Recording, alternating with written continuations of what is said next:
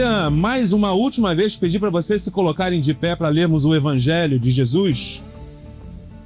Em Lucas capítulo 23, verso 35 até o verso 43. Vou competir com a chuva aqui, quem fala mais alto.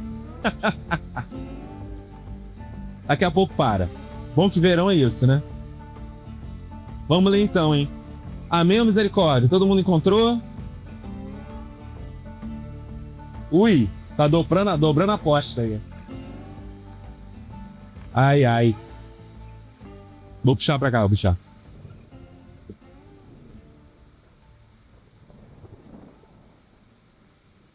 Isso aí, tudo. Amém, misericórdia? Então vamos ler a palavra de Deus nessa chuva maravilhosa aí. Diz assim: a multidão observava e os líderes zombavam.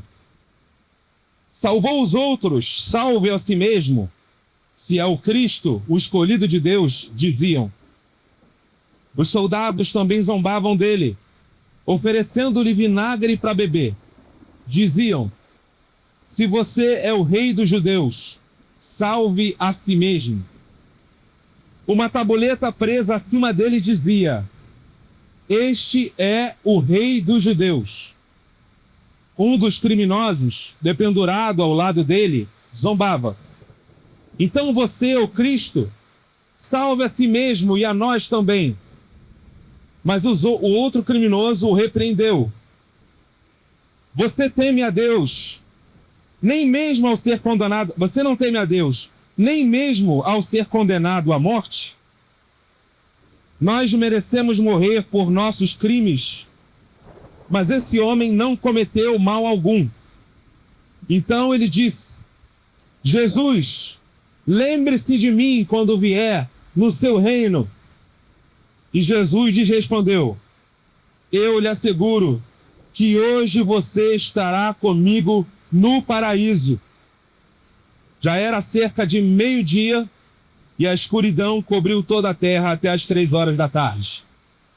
Essa é a palavra da salvação. Louvado seja nosso Senhor Jesus Cristo. Que bênção essa chuva aí, ó. Vamos fechar nossos olhos, orar um pouquinho, ganhar um pouco mais de tempo, para ver se essa chuva diminui aí. Senhor Jesus, nós estamos aqui, Pai, para te agradecer, porque no meio da chuva o Senhor nos reuniu para proclamar a tua palavra. O Senhor nos reuniu para proclamar o teu santo evangelho, Senhor. E que como essa chuva, Senhor, a tua palavra hoje possa limpar o nosso coração. Que a tua palavra possa transformar, Senhor, a nossa vida hoje. E que nós possamos sair daqui cheios da tua presença. Se for possível diminuir um pouco a chuva, ficaremos muito felizes. Mas se não for possível, que nós possamos te adorar nas circunstâncias que o Senhor nos deu hoje. É isso que nós te pedimos, em nome de Jesus. Amém. Vocês estão me ouvindo pouco ou bem? Dá para ouvir? Faz parte, né? Gente, essa palavra fala muito ao meu coração, porque hoje a gente está no domingo de Cristo Rei, que é um domingo litúrgico onde nós nos preocupamos e louvamos e adoramos a Jesus pelo Rei que Ele é. O Rei da nossa vida, o Rei da chuva, o Rei do sol, do calor, do frio, das nações. Ele é o Rei.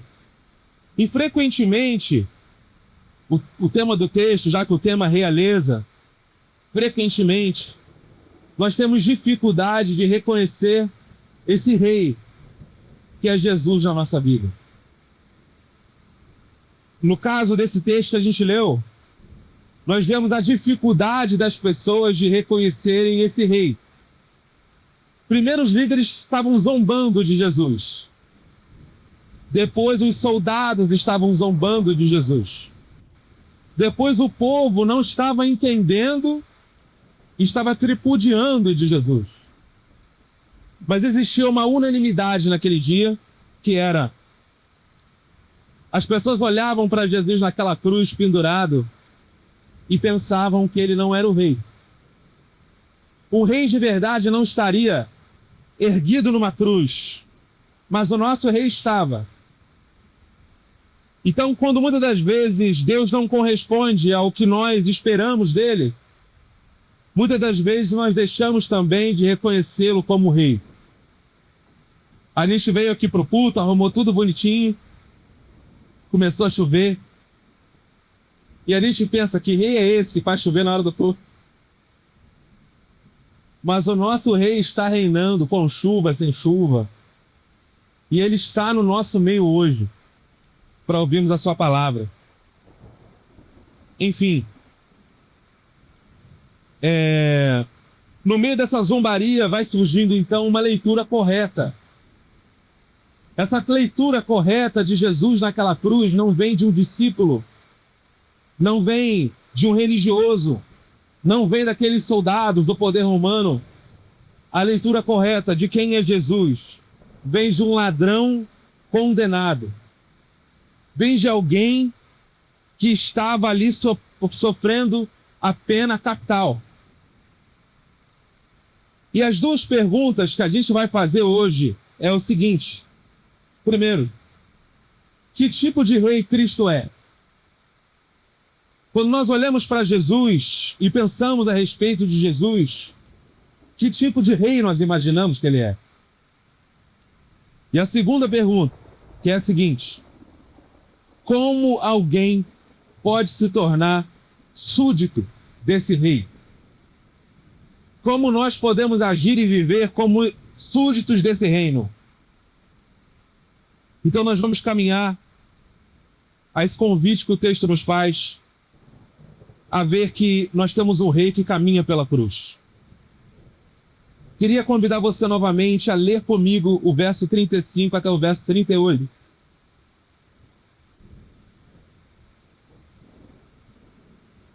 Verso 35 ao verso 38. Diz assim: a multidão observava e os líderes zombavam. Salvou os outros, salve-se a si mesmo. Se é o Cristo, o escolhido de Deus, diziam. Os soldados também zombavam dele, oferecendo-lhe vinagre para beber.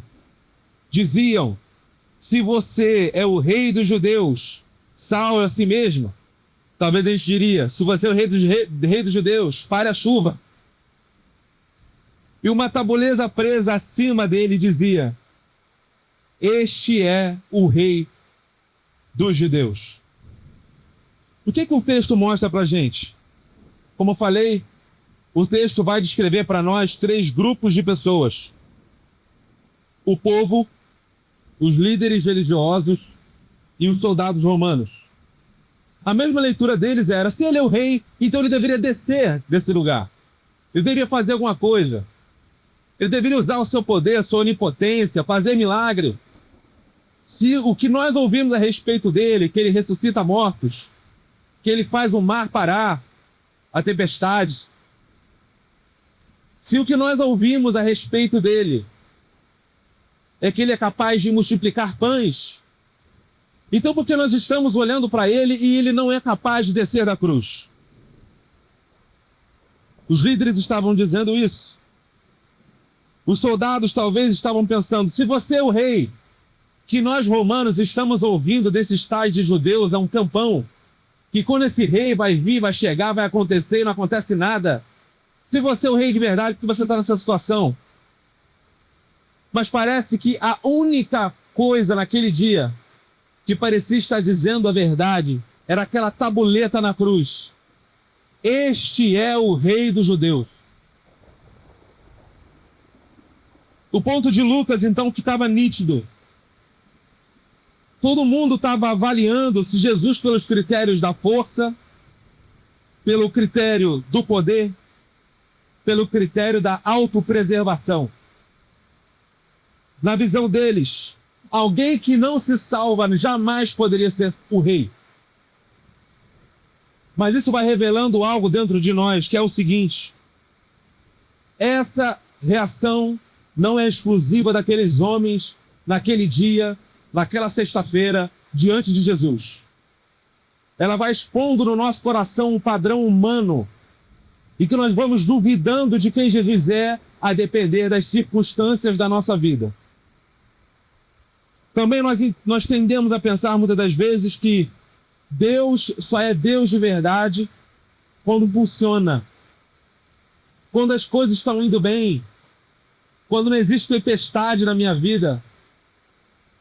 Mas existe algo de providencial nós estarmos aqui para cultuar Deus no meio de uma tempestade. Nós queremos muitas das vezes um Cristo que vai provando a sua autoridade, fazendo aquilo que a gente quer que ele faça. E muitas das vezes não fazendo aquilo que ele veio fazer. Nós julgamos a Jesus baseado naquilo que nós temos de expectativa na nossa vida. Mas nós temos dificuldade de entender que Deus tem um plano para nós. Um plano que muitas das vezes sai do nosso controle. Nós queremos um rei que resolva os nossos problemas, mas não o rei que governe a nossa vida.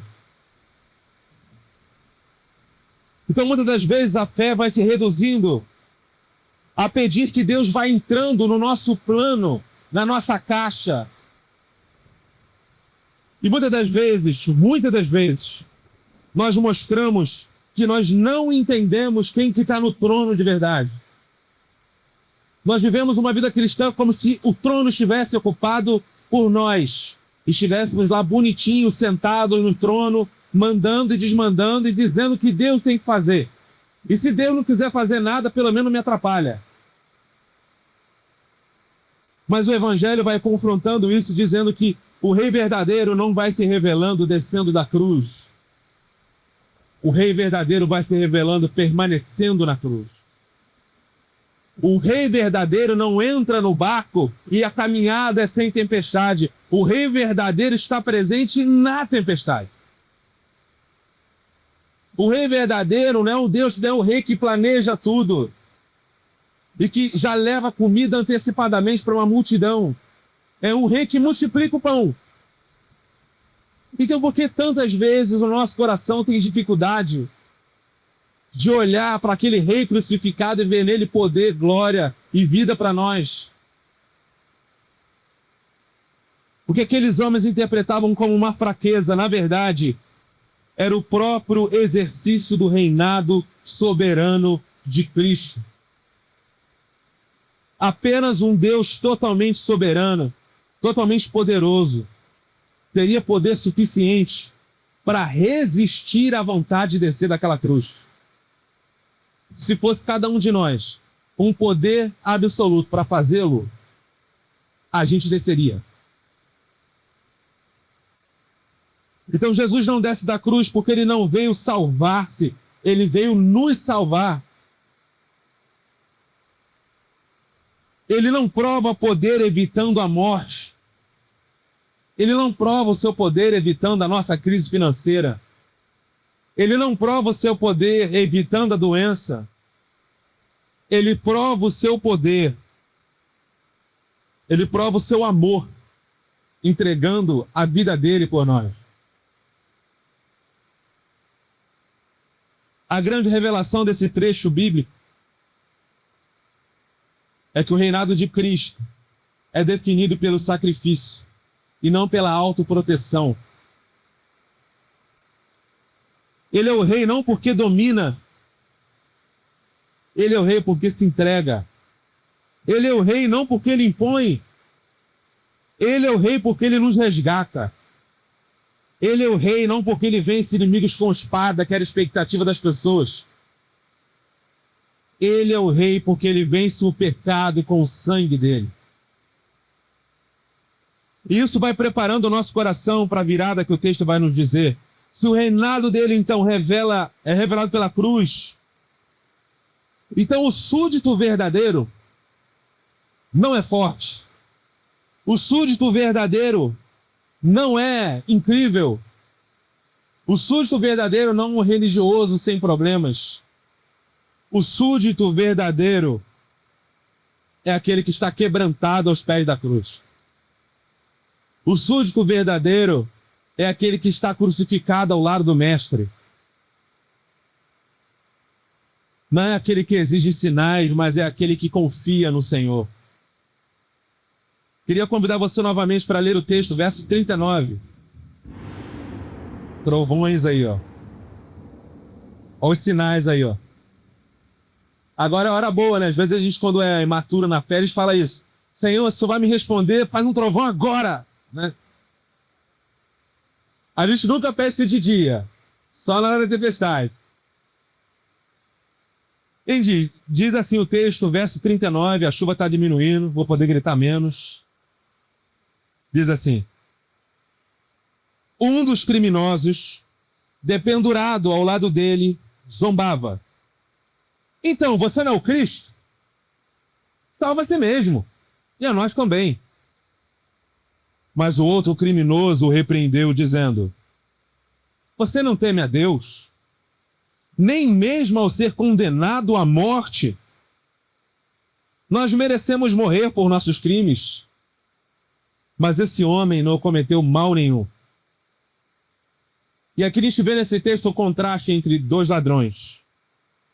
Lucas, o Evangelho de Lucas, vai apresentando para nós esses dois criminosos que estão igualmente condenados, estão igualmente próximos a Jesus, estão igualmente ouvindo as mesmas zombarias das pessoas. Eles igualmente estavam ali carregando a cruz junto com Jesus durante aquele caminho. Isso vai dizendo para nós as respostas diferentes que nós vamos tendo quando olhamos para Jesus. Nós podemos ser essas duas pessoas. O primeiro, então, vai repetindo o coro daqueles que eram os líderes e os soldados. Não és tu o Cristo? Salva-te e salva-nos. É muito interessante que esse segundo ladrão ele não está procurando perdão. Ele está procurando uma fuga. Ele quer simplesmente um alívio para o sofrimento e não uma reconciliação. O segundo, no entanto, ele interrompe esse primeiro e revela duas verdades. Primeira verdade, ele reconhece a justiça de Deus. Nós recebemos o que merecemos. E segundo, ele reconhece a inocência de Cristo. Este nenhum mal fez. Em poucas palavras, ele faz aquilo que, ao longo de todo o Evangelho, tantas pessoas não fizeram. Ele vai interpretando a cruz direito, corretamente. E o que isso revela, na verdade, sobre o nosso coração? Os dois ladrões vão representando duas respostas humanas à presença de Cristo. O primeiro é a resposta do coração endurecido. O coração que não admite a culpa dos seus próprios pecados. O coração que não reconhece o seu próprio pecado e acha que está tudo bem. O coração que só está preocupado com os seus benefícios imediatos. Aquilo que Deus pode fazer. E o coração que aproxima-se de Jesus apenas quando precisa de Jesus. Eu não sei você, mas frequentemente esse também é o meu coração. Essa é a nossa fé utilitarista, a nossa fé de mercado. A gente trabalha com Jesus como se a gente tivesse um shopping. A gente entra na loja que a gente quer, a gente compra o que a gente quer e a gente vai embora. E acabou. O shopping é isso. Vocês já perceberam, né? A não ser as pessoas que a gente vai passear no shopping. Você já deu bom dia para alguém no shopping? Você dá na rua, no shopping você não dá. Não é engraçado? É um lugar tão de consumo que a gente só entra para comprar. E muitas das vezes a nossa vida espiritual é assim. A gente tem entrado em shoppings. Mas o segundo ladrão, ele vai representar então um coração arrependido. Primeiro, a fé que vai abandonar a autodefesa. Ou seja, vai assumir a responsabilidade. A fé que vai assumir os seus erros e que vai fazer algo a respeito. E a fé que olha para Jesus e vê santidade, onde todos aqueles que estavam ao redor viam sua fraqueza. Jesus vai fazer aquilo que o orgulho humano do nosso coração resiste frequentemente. Ele confessa que é o culpado. Esse homem confessa que é o culpado e confessa que Cristo é justo. Quão difícil é fazer isso? Quão difícil é nós olharmos no espelho, vermos os nossos erros, as nossas falhas, e nós assumirmos, aceitarmos, não aceitar o pecado, aceitar a nossa culpa, aceitar a nossa responsabilidade. E existe aqui então uma diferença fundamental. Um vai exigir que Jesus mude sua situação, enquanto o outro vai admitir que é ele quem precisa ser mudado por Jesus. E como que esse trecho então vai nos levar para o Evangelho de Jesus? Ele vai entender que Cristo não salva os que se justificam. Jesus não salva os que são os sãos, os que acham que está tudo bem. Aquele ladrão não entendeu. Ele estava tão preocupado em sair daquela situação que ele não conseguia fazer nenhuma autocrítica para refletir nas abominações que ele fez para estar pendurado lá. Quais abominações nós fizemos? E nós, ao olharmos para Cristo, não conseguimos nos arrepender delas. E, obviamente, isso não tem nada a ver com sermos perfeitos, e nem vivermos como moralistas ou legalistas. Mas tem a ver com que nós encararmos de verdade os nossos erros e os nossos pequenos pecados. Lutero falava uma coisa muito legal. Que o pecado venial, vocês já viram a distinção, de pecado venial e pecado mortal. Pecado venial é aquele pecado que não é tão grave assim, geralmente envolve só você e não te afasta definitivamente de Cristo. E o pecado mortal seria um pecado muito grave, que te afasta da graça de Jesus. Essa distinção é bem artificial. Mas Lutero falava uma coisa muito legal. Que o pecado mortal é venial e o pecado venial é mortal. Porque o pecado mortal a gente se arrepende. A gente faz autocrítica, a gente quer consertar, a gente quer pedir perdão ou a gente quer perdoar, mas o pecado do dia a dia, não. Esse é difícil. E é esse que nos leva para longe de Jesus. Então, a verdadeira fé vai nascendo quando nós paramos de nos explicar e nós começamos a confiar em Jesus. A graça de Deus sempre vai encontrar para nós, dentro do nosso coração, espaço para sermos quebrantados, transformados por Jesus. Mas esse espaço não vai estar aberto se a gente for orgulhoso. Então, se eu pudesse dizer uma coisa para você, o súdito do reino não nasce da força, mas da confissão.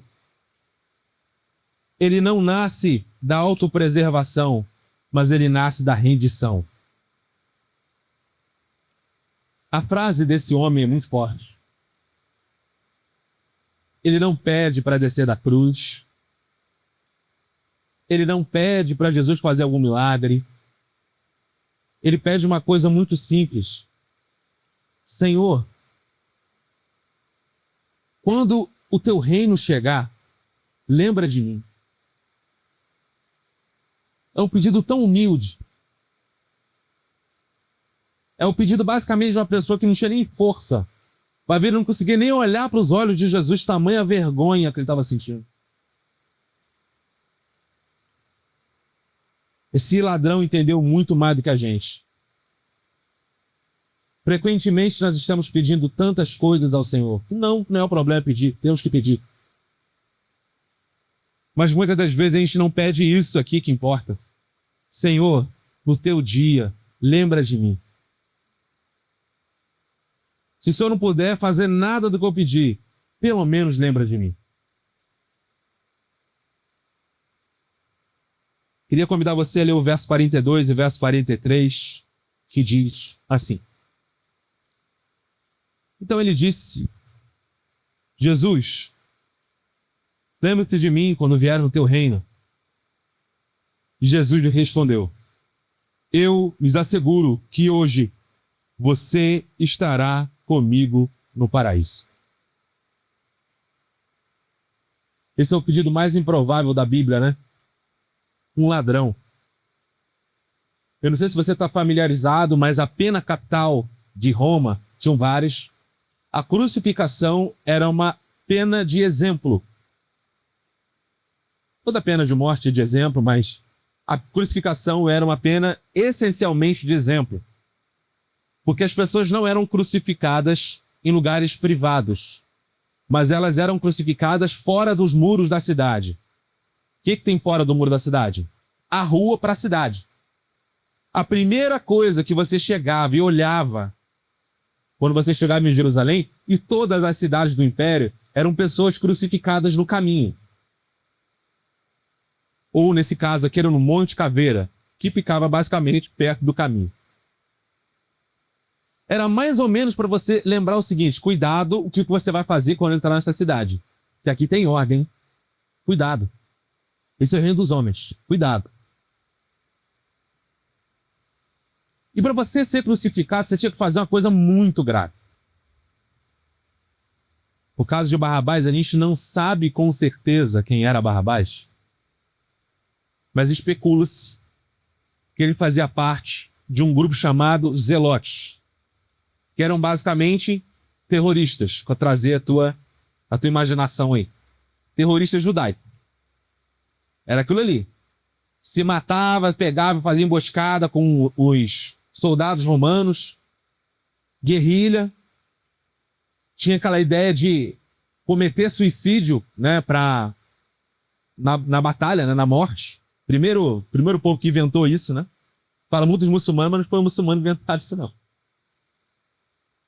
Ou seja, provavelmente Barrabás era alguém que estava ali para resolver as coisas pela força.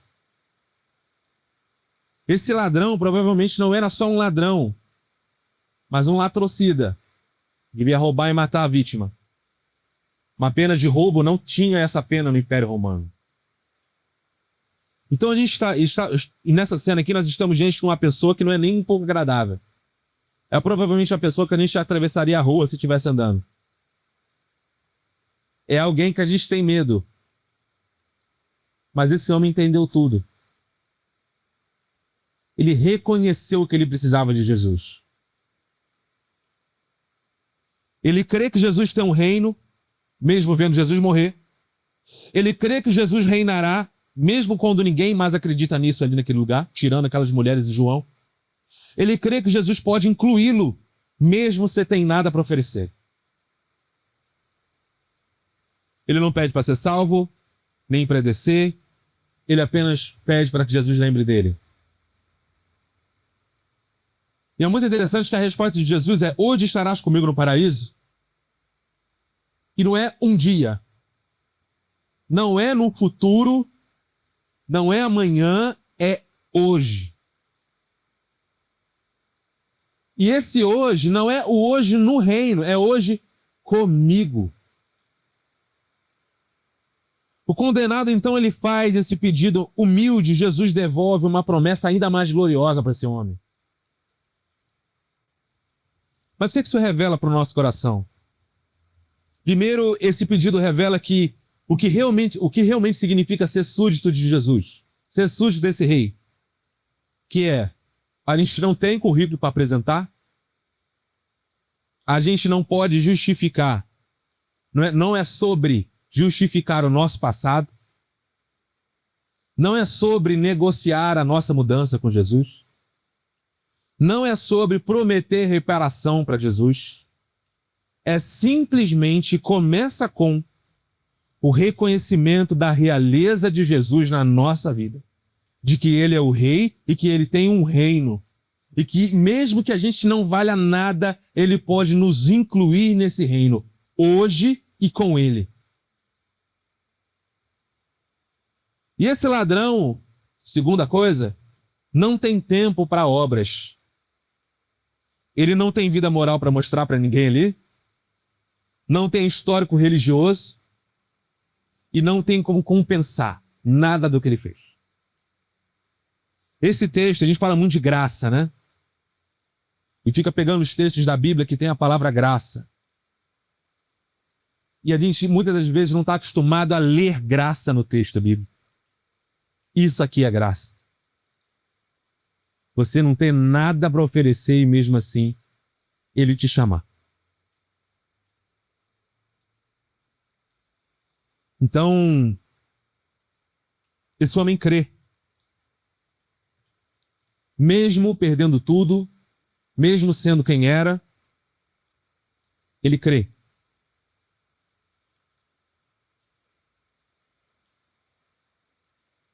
E é muito interessante que a gente está muito melhor do que esse ladrão. E muitas vezes a gente não crê. Muitas vezes a gente não crê. A fé salvadora, então, vai ter 3 movimentos para nós. Eu assumo quem eu sou, eu confio em quem Cristo é, e eu me lanço na graça que ele oferece para mim. Então você não vai entrar no reino de Deus pela sua força, nem pelo seu currículo. Lembre-se, você não é muito melhor que aquele ladrão e você não tem nada para oferecer. E Jesus vai mostrando para nós que ele é um rei que não expulsa os culpados, mas ele recebe os culpados. Ele não é um rei que exige a nossa reparação como se ele fosse um rei moralista, mas ele oferece primeiro perdão para nós. Ele é um rei que não responde ao insulto daquelas pessoas. Ele é um rei que responde à fé daquelas pessoas. O rei que abre o paraíso a um pecador que só tem confissão para apresentar, como cada um de nós. A cruz é o verdadeiro trono. Um trono que nenhum rei da terra gostaria de sentar. Só o rei verdadeiro sentaria num trono como ele. Eu não sei se vocês já viram uma série, um livro chamado Game of Thrones. Enfim, uma série aí de fantasia e tal, e é uma briga pelos tronos, pelos reis, cada um quer virar o rei. Tem um conceito legal, que o autor não é crente não. Mas, às vezes, aquele fiapinho do evangelho na vida da pessoa. O trono é feito de ferro. Ferro das espadas dos inimigos. E quando o rei se senta, ele se corta. Isso. Quando o rei se senta, ele se corta, né, com as lâminas do trono. E a ideia é para que o rei sempre esteja desconfortável ao se sentar ali. O nosso rei se senta num trono muito mais difícil que um de ferro, que aparentemente parece mais simples que a de madeira, mas não é um trono, é uma cruz. Aliás, pouco lugar para se sentar tem naquele lugar. Mas Jesus subiu lá por nós. Então eu queria concluir aqui e resumir aquilo que a gente viu hoje para que você possa guardar no seu coração. Primeiro nós vimos que nós temos o rei crucificado, rejeitado pelos homens. O rei para além da nossa expectativa. O rei que não faz aquilo que a gente quer e não age conforme a gente espera. O rei que manda chuva no culto, mas que não nos impediu de amá-lo, de ouvi-lo, de adorá-lo, de bendizê-lo pelo que ele é. Um dia, se Deus quiser, nós estaremos num espaço nosso, confortáveis. Mas se nós não estamos dispostos a adorar Deus na chuva e no vento, como aquelas mulheres estavam dispostas a amar Jesus aos pés daquela cruz, esse papo de reino não faz muito sentido para nós, né? Então, para adorar Deus só no ar-condicionado é fácil. Nós vimos também 2 pecadores, que são 2 respostas que a gente pode dar para o Evangelho. Uma, olhando Jesus como um shopping, como alguém que vai fazer aquilo que eu quero. Outra, olhando Jesus para alguém que vai me mudar. Em terceiro lugar, a gente viu a graça de Jesus triunfar para aqueles que não merecem, como eu e você, que não merecemos. Então, o reino não é conquistado pelos fortes, mas recebido pelos quebrantados. O caminho para Jesus não começa com ações, mas começa com uma rendição sincera. E a vida cristã não pode ser construída pela nossa autossuficiência, mas ela é construída pela dependência daquele que reina na nossa vida. E aí eu trago algumas perguntas para você se fazer nessa semana, para você se fazer hoje. Depois a gente vai cantar essa canção que a gente cantou no começo do culto. Eu queria que você pensasse de verdade nessas perguntas. Primeiro, que tipo de rei eu tenho buscado? Será que é um rei para fazer tudo que eu quero? Será que é o rei para governar a minha vida? Segunda, eu trato Jesus como soberano ou eu trato Jesus como um recurso? Terceira pergunta, o que ainda eu tento justificar em mim em vez de confessar a Jesus? O que ainda me impede de dizer, lembra-te de mim? E por último, se Cristo é rei, e Ele é rei, o que precisa mudar hoje na minha vida? Você possa fazer essa reflexão. Queria pedir para você fechar seus olhos para que a gente pudesse orar. Senhor Jesus, nós estamos aqui, Pai, nessa tempestade, para que, Senhor, a gente possa, Senhor, colocar no nosso coração a verdade de que o Senhor é um rei que reina sobre todos os momentos da nossa vida. Nos dias ensolarados, as tempestades escuras da nossa alma e do nosso coração. Que o Senhor possa nos ensinar a termos um coração humilde, Senhor, e que possamos agir de modo diferente, que possamos sair daqui cheios do Teu poder e cheios do Teu Espírito Santo, que não é um poder que se manifesta pela nossa performance, mas um poder que se manifesta na exposição da nossa fraqueza aos Teus pés na Tua cruz. Que nós possamos, enquanto nós cantamos essa canção, dizermos a Ti de modo sincero, Senhor, lembra de mim quando chegar o Seu reino. Lembra de mim, Senhor. Que o Senhor possa não permitir que as distrações desse mundo, as demandas desse mundo, aquilo que eu espero, que eu quero, que eu desejo, ofusque do meu coração um desejo sincero de ser o Seu súdito, Jesus. Que nós possamos cantar essa canção de olhos fechados, ter o tempo nosso devocional, esquecendo quem está do nosso lado, só entre eu e Deus, entre você e Deus. E que nós possamos adorá-lo pelo Rei que Ele é. Em nome de Jesus. Amém.